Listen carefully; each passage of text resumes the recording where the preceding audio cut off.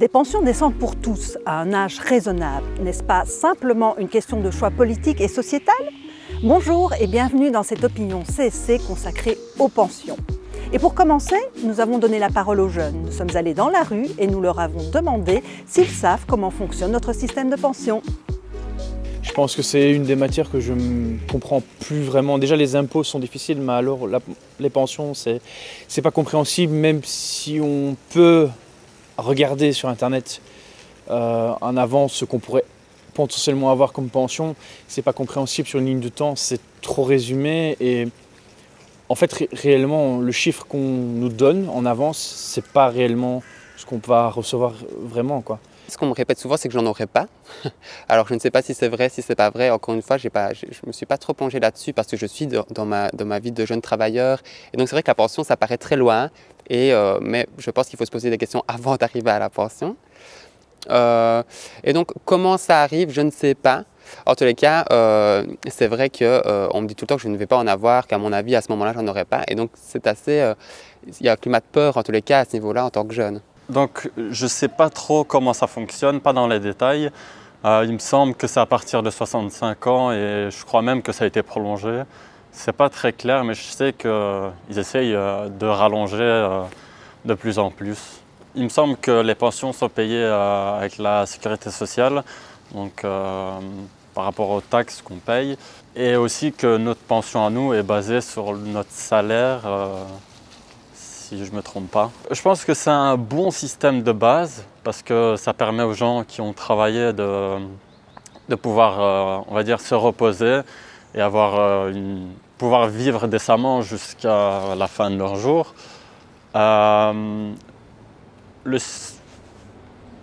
Donc le fait qu'on paye des taxes maintenant et qu'entre guillemets on va récupérer plus tard, justement pour pouvoir avoir accès à ça, je trouve ça un très bon système. Je sais que ça fonctionne via la solidarité sur le système de la sécurité sociale. Je sais que ça dépend aussi de notre profession et qu'il y a aussi un système minimum de pension pour les personnes qui n'ont pas atteint le quota ou qui n'ont pas travaillé suffisamment. Voilà, je pense que c'est ce que je sais généralement. Je pense que c'est un système qui est pour l'instant en train de s'effriter un petit peu. Que les solidarités sont de moins en moins présentes, mais je pense que justement ça devrait être renforcé parce qu'on a justement la chance en Belgique de pouvoir se reposer sur un système de sécurité sociale quand même assez efficace et donc pour moi ce serait essentiel de pouvoir le valoriser et le renforcer encore plus. Parce qu'un dessin vaut mieux qu'un long discours, on vous explique en images comment fonctionne le système de pension en Belgique. Comment fonctionnent les pensions en Belgique ? Que vous soyez salarié, fonctionnaire ou indépendant, vous avez droit à une pension de l'État à la fin de votre carrière. Mais le financement est sensiblement différent selon votre statut. La pension légale en Belgique, que l'on appelle le premier pilier, est basée sur un système de répartition. Cela signifie que les pensions sont payées par les cotisations des actifs. C'est donc un système basé sur la solidarité entre les générations. Les actifs cotisent pour payer les pensions des retraités actuels, mais ça leur permet de se constituer des droits pour leur propre pension future. À côté de la pension légale, il y a la pension complémentaire, le deuxième pilier. Celui-ci peut être organisé par l'employeur pour ses employés. Cependant, tout le monde n'en bénéficie pas forcément et les montants peuvent fortement varier. Quant au troisième pilier, il s'agit de l'épargne-pension que l'on peut se constituer soi-même. Quand pouvez-vous partir en pension ? En Belgique, l'âge légal pour prendre sa retraite est de 65 ans, mais il sera porté à 66 ans en 2025 et à 67 ans en 2030. Il est possible d'arrêter plus tôt de travailler, mais pour cela, il faut avoir une carrière relativement longue. 42 ans de carrière pour partir à 62 ans, 43 ans de carrière pour partir à 61 ans et 44 ans de carrière pour partir à 60 ans. Quel sera le montant de votre pension ? Eh bien, dans le régime des salariés, cela dépend principalement de 3 éléments. Premièrement, ce que vous avez gagné durant votre carrière professionnelle. Plus votre salaire est faible, plus votre pension risque d'être basse. Cependant, une pension minimale est prévue afin de protéger de la pauvreté les revenus les plus faibles. A l'inverse, plus vous avez gagné et plus votre pension sera élevée. Néanmoins, il y a un plafond, un montant à partir duquel gagner plus ne fait plus augmenter le montant de votre pension. Petite précision, seuls les salaires déclarés à l'ONSS sont pris en compte, pas le travail au noir donc. Deuxième élément entrant dans le calcul de votre pension, la durée de la carrière. Une carrière complète est égale à 45 ans. Pour cela, on prend en considération les années que vous avez prestées et les cotisations normales versées. Cependant, certaines périodes sans cotisation peuvent également être prises en considération, mais sous certaines conditions. C'est ce qu'on appelle les périodes assimilées. Congés de maternité ou de paternité, jours fériés, jours de revenus garantis en cas de maladie, vacances, chômage temporaire, etc.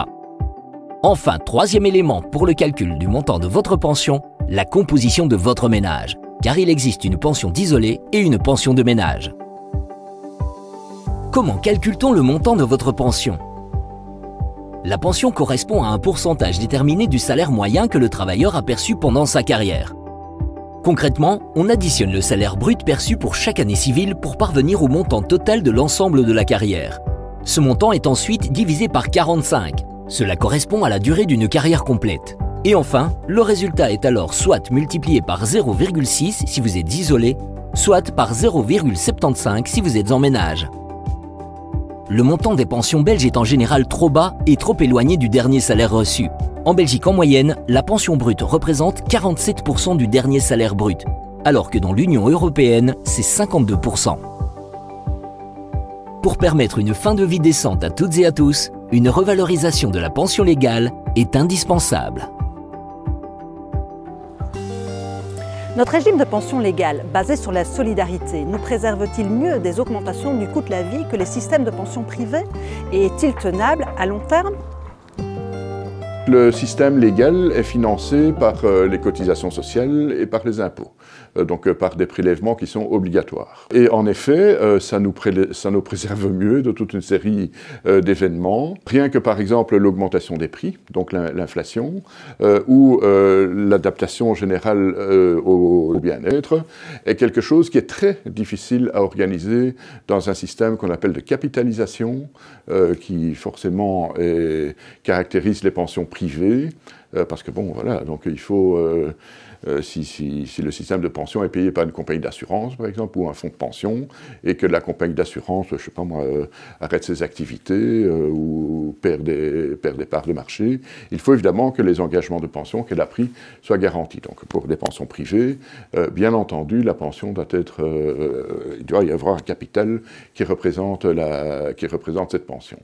Mais c'est très difficile sur cette base-là d'organiser ne serait-ce que déjà une adaptation à l'index de la pension et quasi impossible donc d'organiser une adaptation au bien-être. Ben, en fait, un système de répartition est finalement plus sûr, à condition, bien entendu, qu'il reste supporté par une volonté populaire, un consensus social suffisant pour payer les impôts ou les cotisations qui sont nécessaires à son financement. Les conditions qui sont nécessaires pour garder un bon système de sécurité sociale sont à notre portée. Si on prend en charge donc tous les défis environnementaux et autres qui nous attendent, si on garde un esprit de solidarité, si on met en place probablement au niveau international un système correct de perception de l'impôt, il n'y a aucune raison de paniquer, certainement pas par rapport aux pensions, mais pas non plus par rapport au reste de la protection sociale, quoi.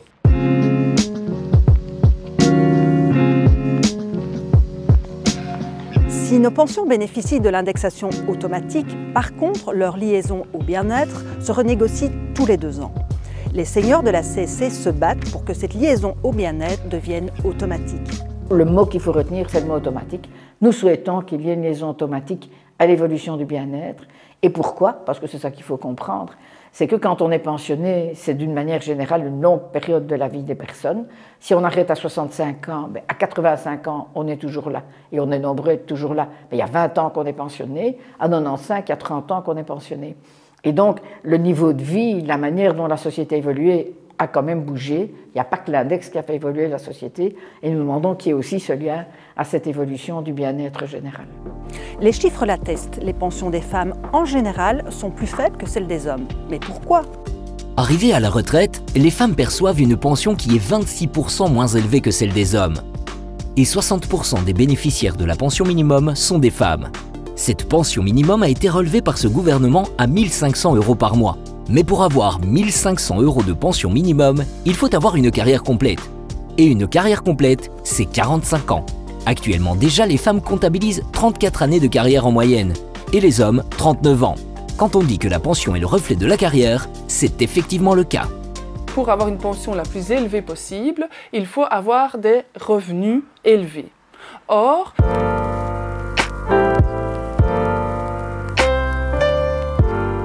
les secteurs féminins sont majoritairement les secteurs les moins bien rémunérés et donc, puisqu'elles sont moins bien rémunérées, ça a une influence directe sur la pension.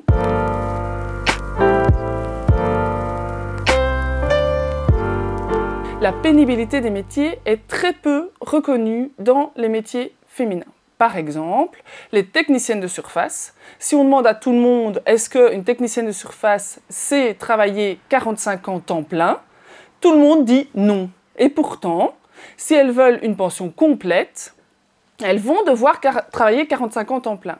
Or, il y a d'autres métiers en fait, où le rapport de force existe depuis plus longtemps, qui sont les secteurs masculins, où la pénibilité est reconnue et où ils peuvent avoir leur pension de manière anticipée. En tout cas, ces années de pénibilité sont reconnues. Ce n'est pas du tout le cas au niveau des métiers où les femmes sont majoritaires. Si physiquement, on ne tient pas le coup, les aides familiales, les infirmières, les techniciennes de surface, j'en ai parlé, il y a les caissières qui portent des tonnes par jour et ces tonnes ne sont pas reconnues. En fait, puisqu'à la fin de leur vie, elles ne savent pas physiquement tenir le coup, elles réduisent leur temps de travail. Et comme j'ai dit tout à l'heure, au-delà du salaire, donc déjà elles sont dans des métiers où les salaires sont plus bas, en plus, en fin de carrière, ou même parfois elles ne sont pas engagées à temps plein, elles ont un impact au niveau du temps et donc n'atteignent pas les 45 ans temps plein. Et donc, ces deux éléments n'atteignent pas les 45 ans temps plein et ont des salaires plus bas font qu'ils ont une énorme différence au niveau des pensions. Et ce n'est pas qu'en fin de carrière. Le travail à temps partiel concerne 42,5% des travailleuses et les femmes qui sont à temps partiel sont 6,7% à le choisir réellement. En effet, on constate que dans certains secteurs d'activité, comme les titres-services ou le commerce, où les emplois sont majoritairement occupés par des femmes, le nombre d'heures est souvent réduit. Effectivement, donc chez CIA, il faut se dire que oui, il y a plus de 90% de personnes féminines. Il faut penser qu'il y a un bon tiers du personnel qui fait moins de 28 heures, alors que 28 heures est déjà un temps partiel, mais un bon tiers fait du moins de 28 heures. Et exactement en temps plein, je ne saurais pas dire, mais c'est généralement les postes de chef qui sont en plein. Et puis vous avez du 32, du 30 heures, 28 heures, 24 heures. Il y a énormément de types de contrats chez nous et de quotas d'heures. Maintenant, effectivement, les femmes qui se retrouvent en temps partiel éprouvent quelques difficultés, si en plus malheureusement elles se retrouvent mères au foyer, seules, et n'ont pas cette possibilité de trouver un deuxième emploi, parce qu'en plus de ça, nos horaires sont variables. Nous avons nos horaires de 4 semaines en 4 semaines, et c'est impossible d'aller trouver un autre employeur et de demander de pouvoir s'arranger. Donc on est bloqué sur ce point de vue-là. Ce n'est pas évident du tout de vivre avec 18 heures semaine. Jeunes, je pense qu'elles cherchent surtout à avoir le plus rapidement possible de l'argent, ce qui est normal, mais ne pensent pas plus tard à leur pension. Ce qui arrive au personnel un peu plus âgé, qui se rend compte qu'il va peut-être se retrouver pensionné avec 800-900 euros. Et là, pour peu qu'ils ne soient pas propriétaires déjà, s'il faut payer un loyer, je ne sais pas comment, franchement, ces femmes vont pouvoir se débrouiller dans le futur. C'est un gros problème, oui.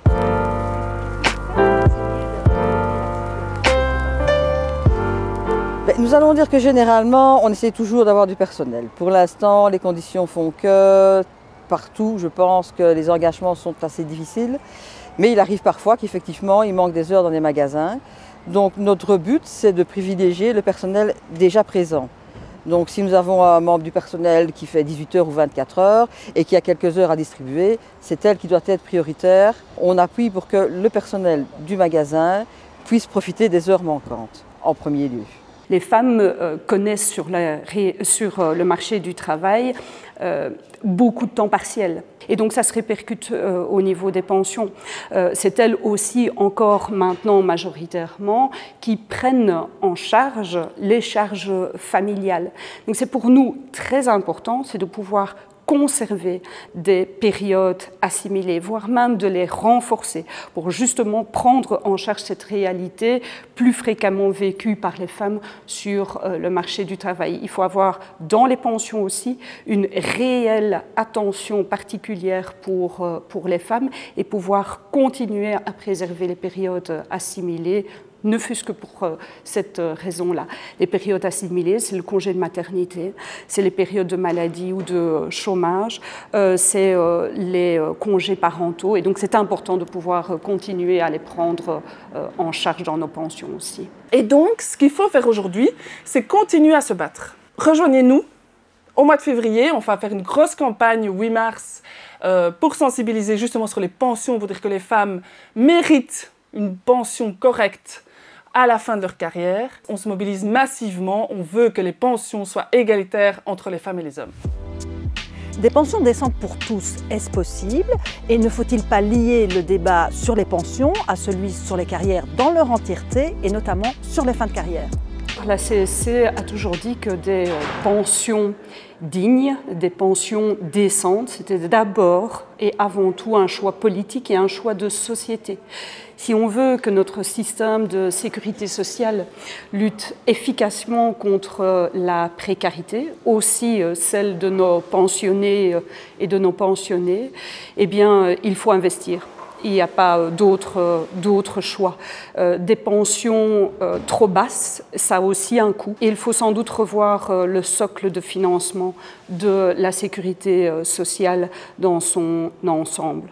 Un gouvernement ne peut pas, d'une part, prendre des décisions qui visent à réduire les cotisations des employeurs et donc qui visent à réduire le financement de la sécurité sociale et demander à nos pensionnés de prendre en charge ce coût. On ne peut pas dire à certains travailleurs qu'ils vont devoir subir des contrats précaires, des contrats qui diminuent ou réduisent la base de financement de la sécurité sociale et le faire supporter par nos pensionnés.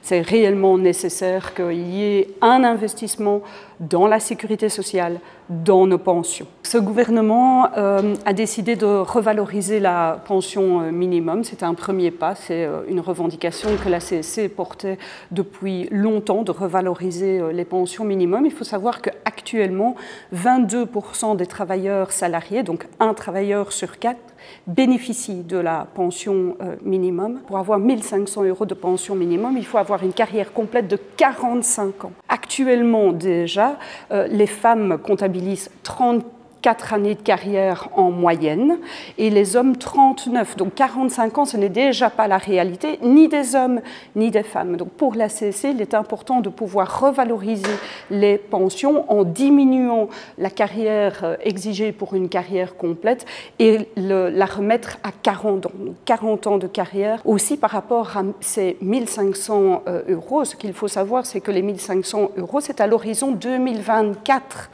Or, il y a un décrochage, il y a déjà maintenant un décrochage, mais qui sera grandissant, entre le niveau de vie, la hausse des salaires, le niveau de vie que l'on sait qui augmente actuellement et en 2024. Donc pour nous, il est important aussi, c'est qu'il y ait une indexation automatique au bien-être des pensions. Donc une liaison des montants de pension par rapport à la hausse des salaires et par rapport au niveau de vie. On ne peut pas dissocier, c'est le débat des pensions sur le débat de la carrière et certainement des fins de carrière. Les travailleurs doivent avoir des possibilités de fin de carrière à partir de 55 ans, doivent avoir la possibilité de la pension anticipée à 60 ans et la pension légale à 65 ans. Vous savez que les différents gouvernements ont durci ou supprimé une série d'aménagements de fin de carrière.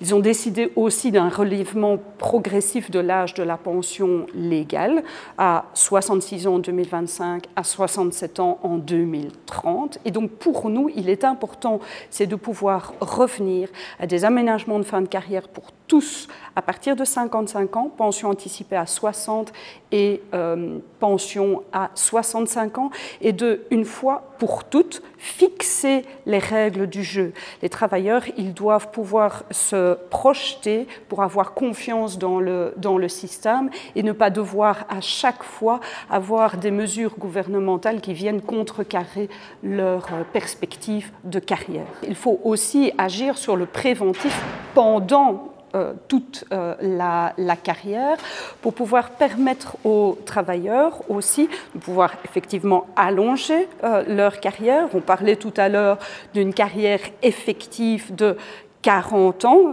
c'est beaucoup, et donc il faut pouvoir donner la possibilité aux travailleurs d'atteindre aussi ces années de carrière et de pouvoir aussi, en fin de carrière, éventuellement continuer à travailler, mais en bénéficiant d'aménagements de fin de carrière. C'est aussi important, c'est pour les jeunes, parce que quand il y a ces travailleurs plus âgés qui bénéficient d'aménagements de fin de carrière, ça veut dire que ça laisse de la place aussi aux jeunes générations de pouvoir accéder au marché de l'emploi, alors qu'on sait que ces jeunes générations, pour l'instant, ont réellement des difficultés à trouver une place sur le marché du travail, et quand ils trouvent une place, d'avoir un contrat de travail stable et de qualité. Donc c'est réellement, les pensions, c'est repenser aussi sur l'ensemble de la carrière. C'est un fait, le nombre de travailleuses et de travailleurs âgés ne cesse d'augmenter. Il est donc indispensable de répondre à leurs attentes et d'alléger leur fin de carrière. Quand on regarde quelqu'un qui commence jeune à travailler, arrivé jusqu'à des âges de 67 ans aujourd'hui, c'est clair qu'on est usé. Il y a beaucoup d'événements qui font que dans la vie professionnelle et sur 40 ans, on arrive en bout de carrière où on a une envie, c'est de prendre un peu de recul par rapport au monde du travail. Je prends mon entreprise qui s'appelle Alstom Transport, évidemment. C'est une entreprise qui est de nouvelles technologies. Il faut tout se remettre dans le contexte. Il y a 40 ans d'ici, c'était une entreprise de production. Donc la difficulté, c'est de s'adapter justement à cette évolution. On passe de métiers manuels où aujourd'hui c'est beaucoup plus des métiers où on va vous demander beaucoup plus de reporting, de l'électronique, de l'informatique. Enfin bon, les métiers ont très changé, et ce qui fait qu'aujourd'hui c'est devenu difficile de suivre tout ça. Quand on a 25 ans et qu'on a déjà accès à certaines technologies, c'est plus facile que quelqu'un qui en a peut-être 60 et qui doit se remettre tout le temps en question. Il y a un âge évidemment où c'est plus difficile de se remettre en question naturellement. Et donc il y a un moment où on a besoin de prendre du recul. Donc ces aménagements de fin de carrière, des crédits temps pour longue carrière notamment, sont très utiles évidemment parce que justement on arrive en étant fatigué, ça permet un peu de freiner par rapport à l'activité professionnelle. Alors le gros problème évidemment, c'est que les âges sont toujours en train de remonter et ça décourage plus d'un évidemment parce que quand on pense y arriver, on remonte de 2-3 ans et donc il y a toutes des personnes qui sont démotivées évidemment à l'approche de recul.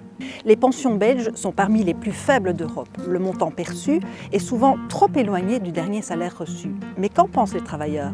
La pension qu'on reçoit, pour l'instant, pour moi, ne sera pas suffisante. Vu comme le monde évolue, je pense qu'aussi il faut augmenter les pensions en fonction de ça. Nous, à notre échelle, en gagnant notre vie, on voit que c'est parfois difficile de joindre les deux bouts.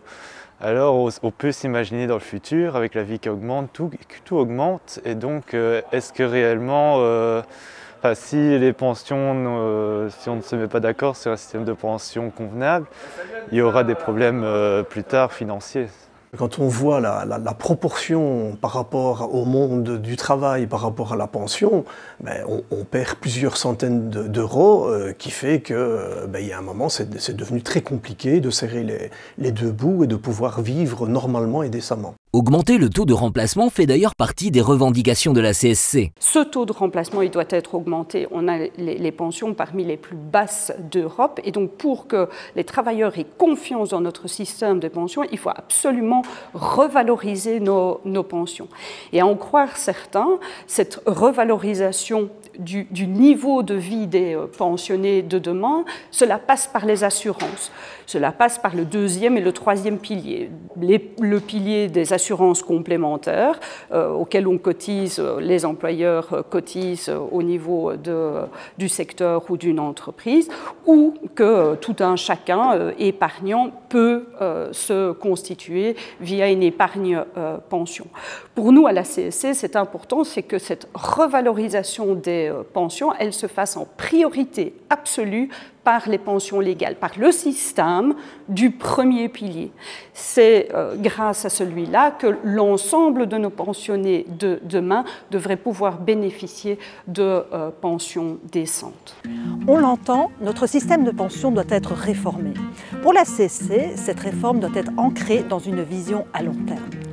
La ministre Lallieu a récemment déposé sur la table du gouvernement quelques améliorations du système, mais ça reste des améliorations au système actuel. Ce n'est pas en soi une réforme structurelle des pensions ancrée sur une vision à long terme, sur une vision prospective, tenant compte des réalités actuelles du marché du travail, mais aussi futures, tenant compte aux aspirations des travailleuses et des travailleurs à une meilleure combinaison de la vie familiale et professionnelle, tenant compte de l'aspiration à une meilleure répartition du temps de travail, tenant compte aussi du fait que les jeunes générations peinent à trouver stabilité sur le marché du travail. Et donc, le système de nos pensions, le socle sur lequel il repose, est dépassé par ces réalités du marché du travail. Et donc, notre mission au sein du Comité national des pensions, ce sera d'avoir un débat, justement, tenant compte des réalités